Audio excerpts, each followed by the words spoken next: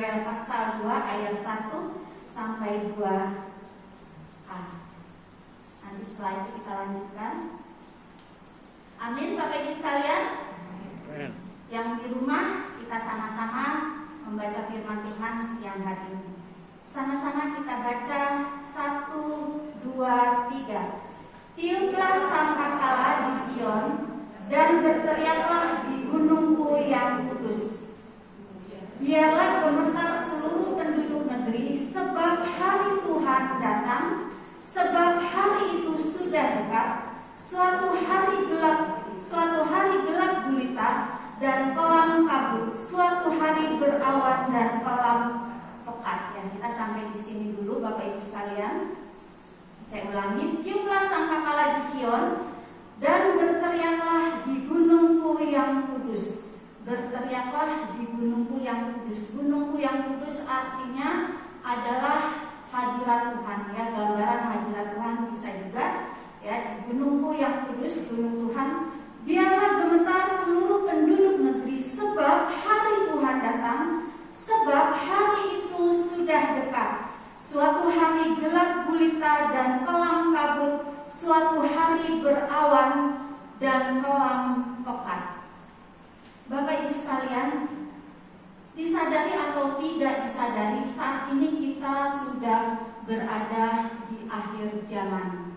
Ya, kita kalau kita menyadari hal ini, ya, kita saat ini sudah berada di akhir zaman.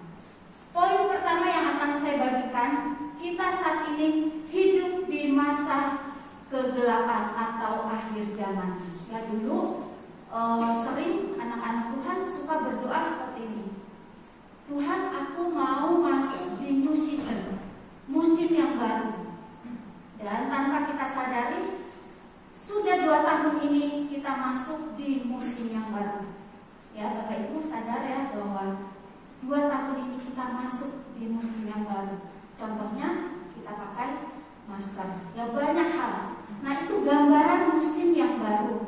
Nah, kita juga saat ini ada di masa kegelapan. Kitab Yoel ini menceritakan manusia di akhir zaman. Nanti kalau Bapak Ibu bisa ya baca di rumah mengenai kitab Yoel. Ya, kalau pendua itu bilangnya generasi Yoel.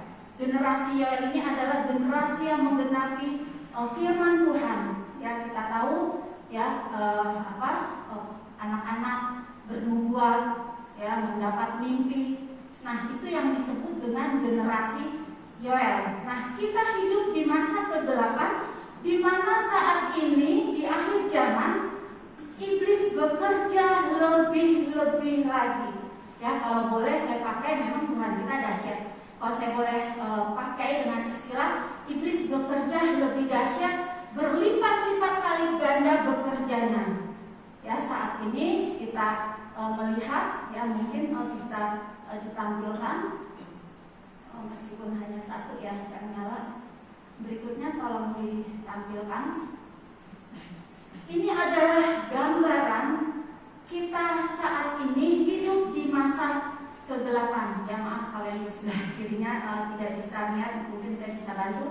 Nah, masa kegelapan ini adanya gelombang-gelombang yang menyeret anak-anak Tuhan hilang dari Tuhan.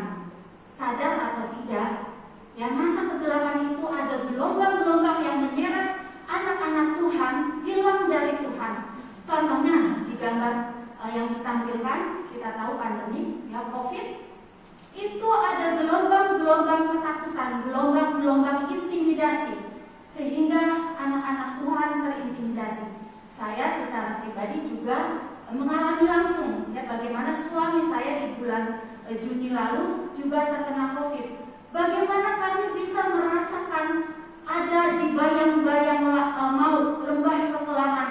Kami rasakan begitu ketakutan yang luar biasa. Karena pada waktu itu Pak Jun ada di rumah waktu mulai 3 Ramadan, saya dan anak-anak disuruh keluar rumah untuk tinggal di gereja.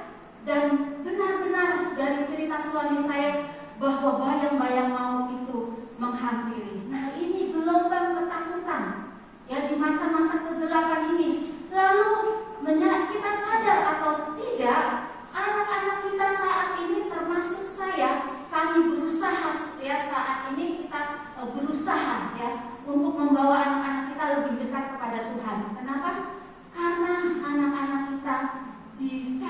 ya oleh gelombang saat ini, ketidakpedulian, acuh dengan sekeliling, lebih peduli memperhatikan gadgetnya, game.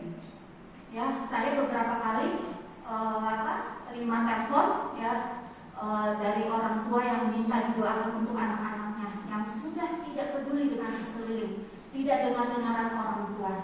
Lalu kita lihat juga ya, kita hidup di masa kegelapan. Di antara kita banyak yang mengalami kehilangan usaha, pekerjaan. Ini merupakan gelombang yang menyeret anak-anak Tuhan tidak lagi berharap kepada Tuhan. Imannya menjadi lemah kepada Tuhan. Ya, ini kita sedang masuk di masa kegelapan. Di masa kegelapan juga ada musuh-musuh kita. Bapak Ibu mungkin tidak menyadari ya bahwa roh-roh yang ada di sekeliling kita saat ini sedang menguasai. Ya, jangan kita berkata bahwa musuh saya teman kerja saya, musuh saya tetangga saya, musuh saya toko sebelah, musuh saya gembala saya, atau teman pelayanan. Jangan berkata seperti itu. Kenapa? Karena ada musuh di balik itu semua. Kalau kita sering baca di Efesus 6 ya ayat 10 sampai seterusnya, ya itu adalah musuh-musuh kita. Bukan melawan, musuh kita bukan melawan darah dan daging. Daging dan darah artinya apa? Manusia, bukan melawan manusia, tetapi dikatakan melawan pemerintah-pemerintah, penguasa-penguasa, penghulu-penghulu, roh-roh jahat di udara. Ya, jadi harus kita sadari bahwa saat ini kita di masa kegelapan, berarti ada musuh. Ya, musuh melakukan lebih dari yang dikerjakan ya iblis sebelum-sebelumnya, karena firman Tuhan juga katakan di dalam Efesus 5 ayat 16, hari-hari ini semakin jahat. Ya, mungkin kita dulu juga firman Tuhan katakan hari-hari semakin jahat, tapi kalau kita perhatikan, saya waktu belum menikah sama sekarang itu ada perbedaan. Dilihatnya semakin jahat hari-hari ini. Ya, maka itu mari kita menyadari, kita mengenali musuh kita. Yang kedua, saya mengajak ya kita kembali baca di dalam Yoel yang tadi, Yoel pasal 2 ayat 2 selanjutnya 2b. Poin yang kedua, kita adalah pasukannya Tuhan. Saya bacakan ya. Seperti fajar di atas gunung-gunung terbentang, suatu bangsa yang banyak dan kuat, yang serupa itu tidak pernah ada sejak purbakala, dan tidak akan ada lagi sesudah itu turun-temurun pada masa yang akan datang. Nah, Tuhan membangkitkan pasukannya. Dikatakan suatu bangsa yang banyak dan kuat. Suatu bangsa yang banyak dan kuat seperti fajar, keluar seperti fajar. Ini gambaran dari kita anak-anak Tuhan sebagai pasukannya Tuhan. Amin. Katakan kiri kanan, kamu pasukan. Pasukan harus kencang suaranya. Kamu pasukan. Saya juga pasukan. Amin. Yang kita semua yang ada di sini adalah pasukannya Tuhan. Amin. Ya, lalu kita juga buka di dalam Yoel 2 ayatnya yang ke-11. Ini lebih jelas lagi. Firman ini sering kita baca ya untuk pendoa. Kita baca sama-sama Yoel pasal 2 ayatnya yang ke-11. 1, 2, 3. Dan Tuhan memperdengarkan suaranya di depan tentaranya